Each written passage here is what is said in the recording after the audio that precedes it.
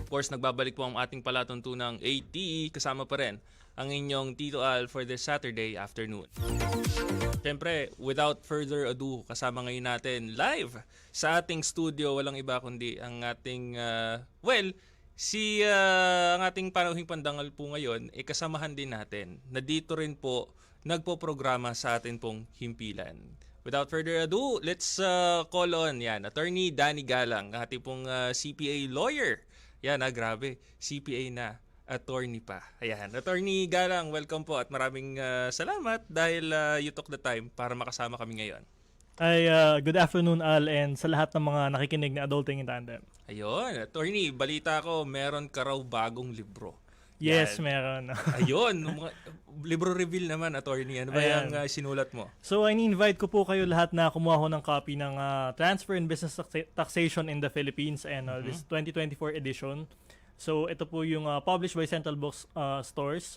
And of course, ito na yung pinaka-latest na book na on Tax 2 na makikita nila sa market kasi updated to based on Train Law Create Act and of course, yung recent na Ease of Paying Taxes Act. And of course, helpful din po to dun sa mga law students kasi may mga digest ng mga kaso ng landmark cases on tax.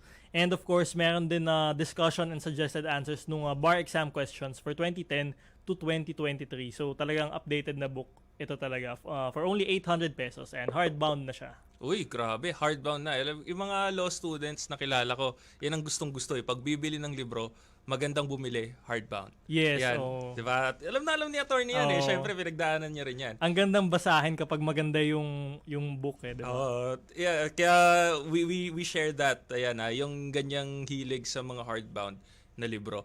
Pero attorney, ayan, considering na makakatulong to doon sa ating mga law students that would be taking the bar exams this year kasi sabi mo nga meron usually kapag ka magpe-prepare ka for the bar ang hinahanap nung ating mga law students is yung mga suggested answers and suggested na mga questions from the previous bars na nangyari, bar examinations na nangyari para magkaroon sila ng parang idea. Kumbaga, they can approach it very analytically. Ano ba yung mga questions usually na lumalabas for taxation? Ayan. Can we ask, ano yung mga, kumbaga, portions dyan sa libro mo na you would like to highlight? Well, siguro most of the time kasi, yung mga tanong sa bar exam would revolve around tax remedies and of course, VAT. So, napakahalaga ng tax remedies and VAT. And of course, local government taxes. Hindi nawawala yun sa bar exam. So, I think yun yung may mga chapters doon, of course, dedicated chapters for that. And kung mapapansin nga nila, most of the bar exam questions nag-revolve dun sa tatlong topics na yun. And ito, this is Tax 2. I also have yung Tax 1 na book, which is income taxation. So, ayan, kaya kumpleto na talaga kapag nabasa nila yung both books. So, makakatulong yun sa bar exam nila. And ayun, this is for 800 pesos. Mabibili siya sa Shopee currently and later sa Central Bookstores nationwide. Ayun, syempre mga law students natin dyan bumibili, either Rex, Central Books. Pero pwede nyo yung bilhin yung libro ni Attorney Danny sa Shopee. Sa Shopee, Law Books Plus. Law Books Plus. Yan. Attorney, may tanong namin, nabanggit mo kasi na bukod sa Tax 2, yung libro mo ngayon na isinulat, meron ka ring Tax 1. Any other book na sinulat mo? Dalawa pa lang. So, yung first book ko is Law on Income Taxation. So, lumabas noong 2021. And ito yung second book ko, Transfer and Business Taxation. So, sa ngayon, tax pa lang yung dinedevelopan ko ng expertise. Yeah. So, ayan. So, kumbaga talagang since ang expertise mo ngayon ay tax, kaya yun muna yung ginagawa mo ng libro. Yes. Any other plan para siguro magsulat on some other subject sa law? Maybe, kasi I'm also into arbitration. So, with the Office of the Alternative Dispute Resolution. So, maybe someday, makapagsulat ako ng book about arbitration kasi it's also a booming law practice. So, lahat kasi ngayon parang medyo umiiwas na talaga sa litigation, di ba, sa court. So, kung madadaan sa arbitration muna, then, ayun, it's really a booming practice yung arbitration. So, maybe, hopefully, someday, makasulat din ng libro about arbitration. So, ayan. Ayan, abangan natin yung libro na yan dahil nga sabi ni Attorney booming ngayon yan. Usually, actually makikita sa mga taong alam or that has expertise or at least nasa field nila yung ganitong klaseng trabaho, makikita talaga nila na it would be very helpful para makapagbasa ngayon ng mga libro. Actually, I have a book about ADR pero hopefully makita ko rin at mabasa ko rin yung libro mo, no, Attorney. Ito ang gusto naming itanong sa iyo ngayon. Kasi usually, bihira lang sa mga abogado yung nagsusulat ng sarili nilang libro. Challenging ba yung pagsusulat ng sarili mong libro? Well, challenging siya. Mhm. So, kasi sa tax naman kasi, sobrang dami kasing updates now and then. Yeah. So, ang daming revenue regulations, revenue memorandum circulars, revenue memorandum orders ng BIR. So, kailangan talagang maging updated ka kasi kapag may na-miss ka, hindi na siya, outdated na yung book. Yeah. And second, kasi of course, nagtatrabaho din tayo. I'm also sa government din, Yeah. full-time din, and then meron pa tayong radyo. I also teach din tax. So, medyo tedious din siya. Mahirap din siyang isingit dun sa oras. Mhm. So, ayan. Kaya lang talagang passion ko din talaga na hopefully makagawa ng book and syempre ma-share din yung knowledge ko to everyone. So parang journey talaga, no? Yung pagsusulat ng libro. Yes, journey talaga. Kasi kung di mo natatanong, yung first book ko naman, pandemic siya. So 2020 siya ginawa. So actually kasi syempre lawyer sanay tayo na madaming ginagawa everyday. Yeah. Nasa court talagang sabak talaga sa lahat. So time nung pandemic 2020, biglang wala. Tigil lahat eh. Kasi yung courts noon, if I remember, lahat ng mga pleadings na due, in-extend yung deadline. Yeah. Tapos sa amin din, sa OGCC, I'm with the Office of the Government Corporate Counsel, yung mga contract reviews and opinions, nag-slow down din. Kasi syempre, naka-lockdown din yung mga government-owned and controlled corporations, yung mga clients namin. So may slow down talaga. So, naisip ko, ano bang pwede kong gawin? Yeah. First week ko ng pandemic, nag-download ako ng TikTok. Ayun, TikTok. Nag-download ako ng TikTok. Ayan, nanonood ako ng videos. Yeah. Lahat tayo. Facebook and all. Sabi ko pa, tatagal tong pandemic. Sana meron akong magawang something productive. Ayun. So, ayan. So, doon ko nasimulan yung first book ko, Tax 1, Law Income Taxation in the Philippines. And after a year, 2021, yun, na-publish naman siya. So, ayan, kaya medyo tedious din siya yung process. And of course, dito sa Tax 2, I am writing this during some difficult moments din sa personal life ko last year. And ayun, kaya medyo nahirapan din ako ilabas yung book. Pero yun nga, it's all worth it. So, sana magustuhan nila.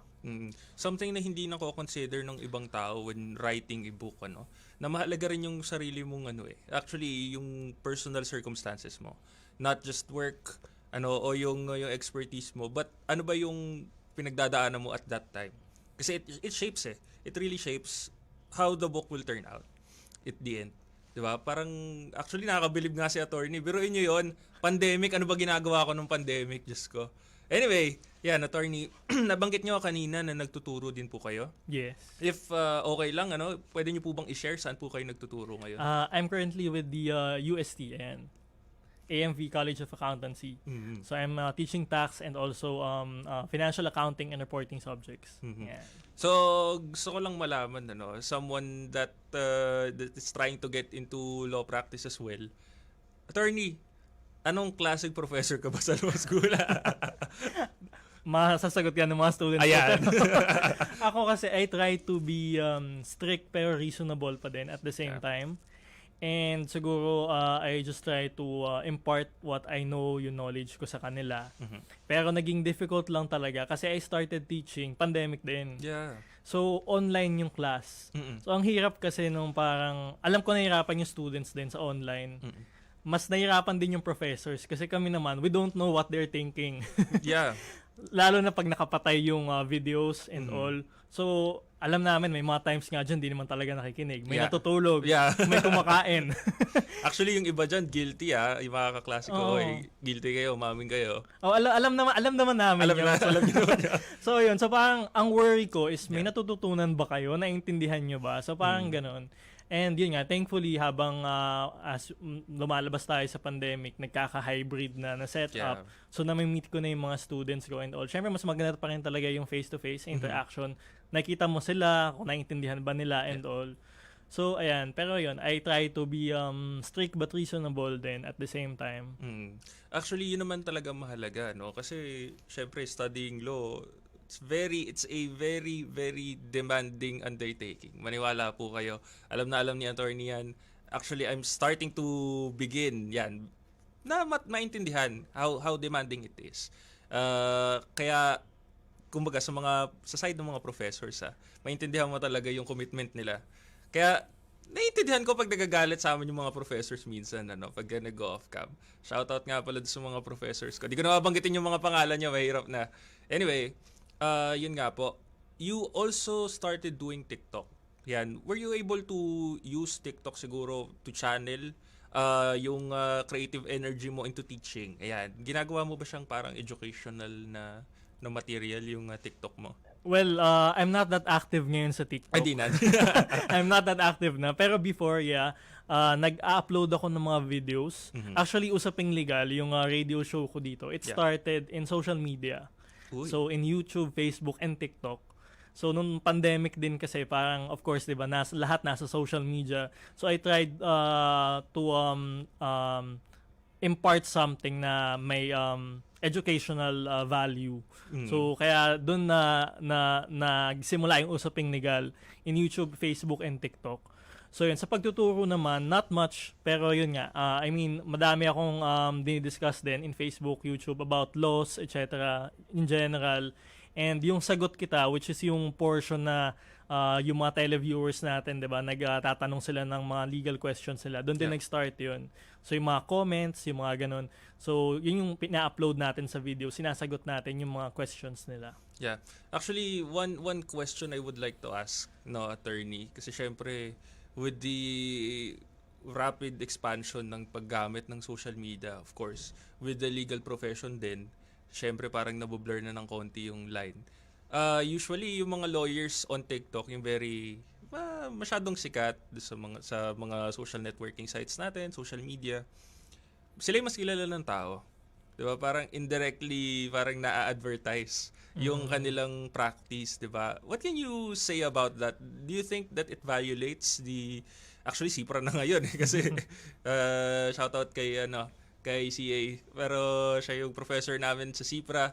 Anyway, ngayon, how would you say na nababalance mo between yung observing CIPRA and of course, yung paggamit mo ng social media as a lawyer? Kasi nabanggit mo nga, nagbibigay ka rin ng mga parang mga legal opinions or ng mga educational materials. How would you explain that, attorney? I think kailangan lang talaga malinaw yung goals natin sa pag-upload ng videos. Yeah. And of course, we follow yung mga Supreme Court guidelines.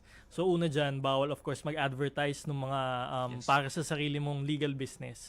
So hindi pwedeng yung sasabihin mo na, kuhanin nyo na ako, magaling ako sa annulment, ganito, ganyan. Ito yung details ko, ito yung number ko, sa bawal yun. Yeah. And second, I think I learned also from the MCLE, so dapat generic lang yung mga responses. So hindi pwedeng specific na talaga doon sa mga may situation ka tapos specific yung ibibigay mo. O para sa'yo, ito yung gagawin mo. So dapat generic lang yung magiging advice natin. Para syempre hindi tayo masabihan na illegal na practice of law na talagang nagpo-promote ka ng sarili mo and ayun. And sa mga nanonood din sa akin sa Facebook or dun sa radyo din sa Usaping Legal, may disclaimer din at times sa simula, 'di ba, na parang hindi ako nagpo-promote ng legal business ko. So actually nasa government po ako, so hindi ako nagpo-private practice. So I'm just really doing it for advocacy lang talaga. Okay. Ayan, malinaw na malinaw yung paliwanag ni Attorney Galang about doon sa ano ba yung mga dapat nating isaalang-alang doon sa ating mga abogado. Siyempre, na listeners, my friends, of course, on using social media as an instrument for teaching. Siyempre, kung passion mo naman kasi talagang magturo, it will definitely blur the line. Kung ang method mo is through social media, you have to be observant, syempre, 'di ba? Alam na alam nila, attorney, yan. Ngayon, actually, maalala ko lang, attorney, mabanggit ko lang. I think last year, yung unang beses mo nagprograma dito. Yes. I think magkasunod pa nga yata yung program natin nun eh. Kung di ako nagkakamali.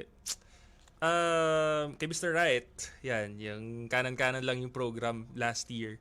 So nakikinig na ako from there. Na sabi ko, uy, buti na lang nagkaroon dito kasi di natin napapanood masyado. Na, uy, may legal show pala or something that explains or address yung mga questions natin ng mga kababayan natin pertaining to the practice of law and laws in general. Ngayon, nabanggit ko nga kanina base doon sa mga kinukwento ko kanina. What are your 2 cents doon sa issue ngayon sa Bohol na tinayuan ng resort? Kasi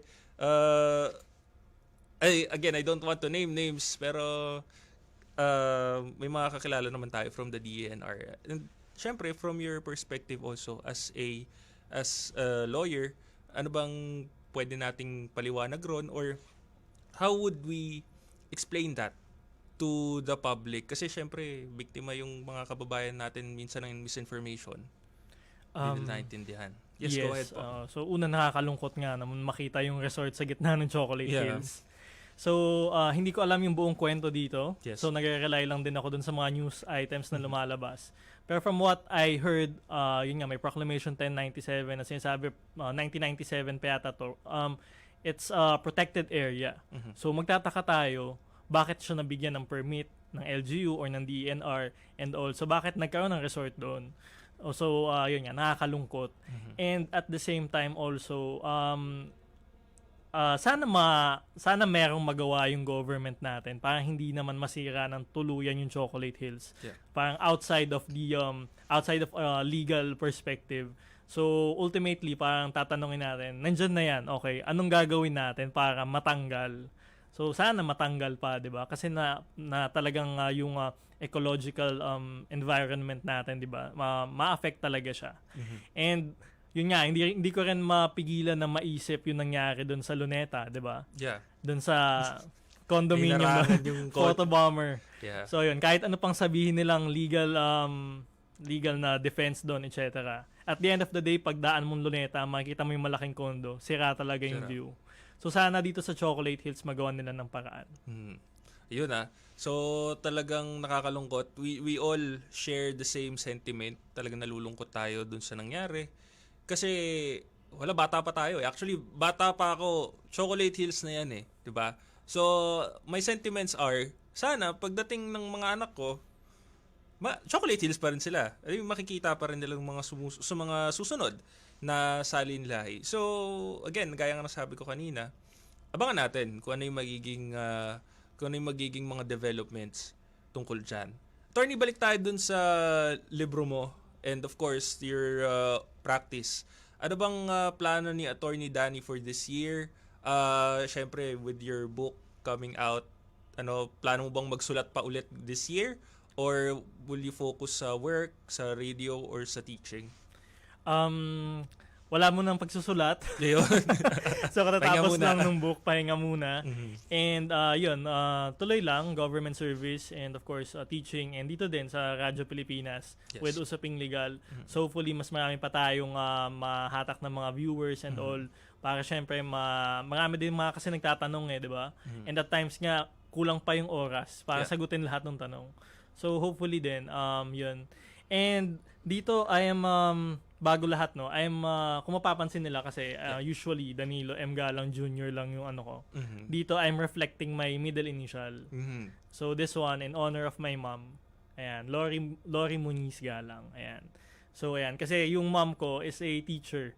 She was my first teacher in school and in life. So sobrang thankful ako sa kanya sa mga ginagawa niya sa amin for my family and for my siblings. So ayan, kaya talagang para sa kanya tong book na to. Ayan, of course, syempre may dedication siguro dyan. Nakasulat ba si... Yes, oh. So, ganun na. Yung, especially right now, this month, we're celebrating International Women's Month. Ngayon, syempre, unang-unang maalala mo the first woman in your life, which is your mom. Syempre, yun yung nanay natin lahat. Yun yung unang nagturo sa atin ng lahat ng bagay. So, we appreciate that sentiment very much, Attorney Danny. Attorney, ngayon sa libro, pag-usapan naman natin, how would you say that it's any different? How is it any different from usual mga taxation books na mahahanap ng ating mga law students? This is different kasi most tax books wala yung bar exam questions. Mhm. Ayan, so kailangan kasi nila bilhin separately Yeah. yung bar exam questions, Actually. 'di ba? By volume sa UP, you can buy that. Pero dito incorporated na siya. So yung mga tanong for tax 2, VAT, estate tax and all. So ayan, nandito na siya. So may suggested answers din from me. So ayan, kaya makikita nyo pagkabasa ninyo yung isang chapter, nandun yung mga relevant na mga bar exam questions na for that topic. So kaya ayan, nandun siya. So tuloy-tuloy lang yung learning. So makikita nyo and paano siya ginamit, paano siya tinanong sa bar exam. So that's why magandang book talaga siya. I see. Pati kasama yung paano tinanong, yung specific na subject na yon. Yes, exact question. Wow. And the year. Bar exam question 2013. Ito yung tanong niya. So ito dapat yung sinagot. Wow. So ayan. Sa mga kababayan natin na nakakaintindi kung ano yung sinasabi ni Attorney Danny o yung currently nag-aaral ngayon, napaka-helpful po nun, especially for your preparation sa bar. Naalala ko pag magsa-survey yung mga reporters, siguro kuha ng man on the street kapag bago mag-start yung bar exam. Ano sa tingin mo yung pinakamahirap na subject sa bar? Maraming sumasagot lagi taxation. As in, so ganun kadugo yung subject na yan. Alam na alam ni Attorney Danny yan. Kaya tinutulungan tayo ni Attorney Danny sa paraan ng kanyang libro. And of course, yung mensahe niyo po doon sa ating mga, lalo na yung mga kukuha ng bar this year. And of course, yung mga students, law students in general, and of course, yung mga students yun na rin. Ayan, for law students, ayan, sipagan nyo lang, be patient. Kung hindi mo natatanong, parang ako kasi sa UP, law student ako, evening program. So Uy! working student ako talaga.